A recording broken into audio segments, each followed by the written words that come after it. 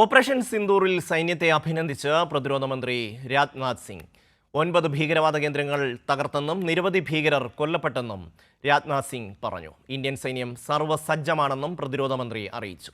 Indian ആക്രമണത്തിൽ ഒരു സാധാരണക്കാരന്റെയും ജീവൻ നഷ്ടമായിട്ടില്ലെന്നും അദ്ദേഹം വ്യക്തമാക്കി. जो शौर्य और पराक्रम दिखाया है उसके लिए मैं हृदय से बधाई देता हूं। पाकिस्तान और पीओके में जिस तरह से हमारी आर्म्ड फोर्सेस ने टेरर कैंप्स को नेस्त नाबूद किया है वो हम सब के लिए एक गौरव का विषय है। जिस प्रेसिजन के साथ यानी जिस सटीकता के साथ ऑपरेशन सिंदूर एग्जीक्यूट किया गया वह अनइमेजिनेबल है, बहुत ही सराहनीय है। इसमें 9 टेररिस्ट कैंप्स तबाह हुए और अच्छी खासी संख्या में आतंकी मारे गए।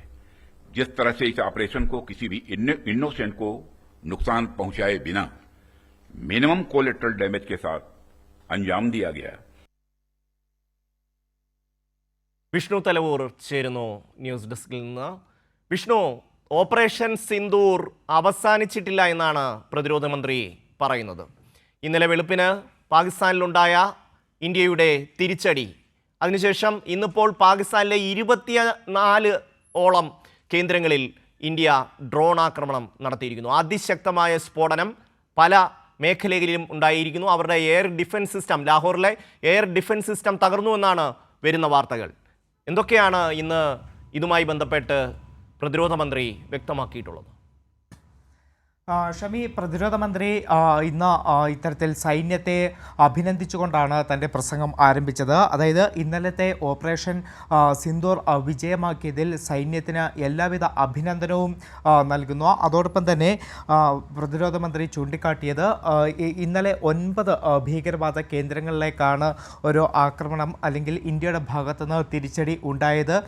ഭീകരവാദ കേന്ദ്രങ്ങൾ തകർക്കാൻ കഴിഞ്ഞു.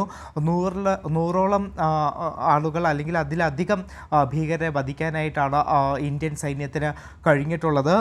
അത്തരത്തിൽ വലിയ വിജയമാണ് ഓപ്പറേഷൻ സിന്ദൂർ എന്നതാണ് രാജ്നാഥ് സിംഗ് ചൂണ്ടിക്കാട്ടിയത്. അതോടൊപ്പം തന്നെ ഇപ്പോൾ പാകിസ്ഥാന് വീണ്ടും ഒരു മുന്നറിയിപ്പ് കൂടി കേന്ദ്ര പ്രതിരോധ മന്ത്രി രാജ്നാഥ് സിംഗ് നൽകിയിട്ടുണ്ട്. അതായത് ഇന്ത്യ എപ്പോഴും ഉത്തരവാദിത്തപരമായിട്ടുള്ള രാഷ്ട്രീയം ഉയർത്തിപ്പിടിക്കുന്ന രാജ്യമാണ്.